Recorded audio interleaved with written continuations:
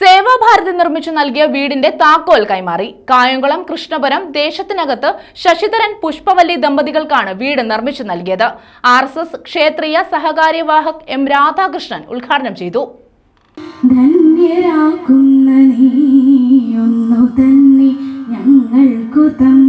സേവാഭാരതി നിർമ്മിച്ച വീടിന്റെ ഗൃഹസമർപ്പണവും താക്കോൽ കൈമാറ്റവുമാണ് നടത്തിയത്. കൃഷ്ണപുരം ഗ്രാമപഞ്ചായത്ത് 1-ാം വാർഡിൽ ദേശത്തിനകത്ത് ആദിക്കാട്ട് വീട്ടിൽ ശശിധരൻ പുഷ്പവല്ലി ദമ്പതികൾക്കാണ് സേവാഭാരതിയുടെ തലചായ്ക്കാനൊരിടം പദ്ധതിയിൽ ഉൾപ്പെടുത്തി വീട് നിർമ്മിച്ചു നൽകിയത്.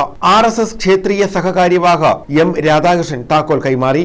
ഏതാണ്ട് 1 ലക്ഷത്തിനടുത്തുള്ള കേന്ദ്രങ്ങളിൽ സേവാഭാരതി വിവിധ തരത്തിലുള്ള പ്രവർത്തനങ്ങൾ നടത്തുന്നു. ഈ സാമൂഹ്യ സേവന പ്രവർത്തനങ്ങളുടെ ഉദ്ദേശം ഇതര ഏജൻസികൾ സമൂഹത്തിൽ നടത്തുന്നതിന് തുല്യമല്ല. ആ സേവാ പ്രവർത്തനങ്ങളെല്ലാം നടത്തുന്നതിൽ ഒന്നുകിൽ അത്തരം പ്രവർത്തനങ്ങളുടെ പ്രതിഫലം എന്നുള്ള നിലയിൽ എന്തെങ്കിലും ഒന്ന് ആ പ്രസ്ഥാനങ്ങൾക്ക് ലഭിക്കണം.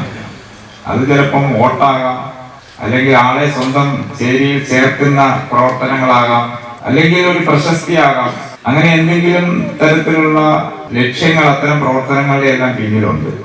സേവാഭാരതിക്ക് ആത്യന്തികമായ ഒരു ലക്ഷ്യമുണ്ട്. അത് സമ്പൂർണ്ണ സമാജത്തെയും ശക്തിപ്പെടുത്തുക എന്നുള്ളതാണ്. ഒരു സംഘടിതമായ ദേശീയ സമാജം, അതുവഴി രാഷ്ട്രവൈഭവം എന്നൊരു ലക്ഷ്യത്തിനു വേണ്ടി പ്രവർത്തിക്കുന്ന ആളുകളാണ് സേവാഭാരതിയിൽ പ്രവർത്തിക്കുന്നത്.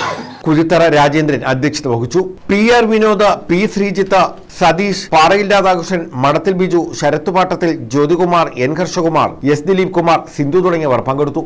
News bureau, Kayamkulam.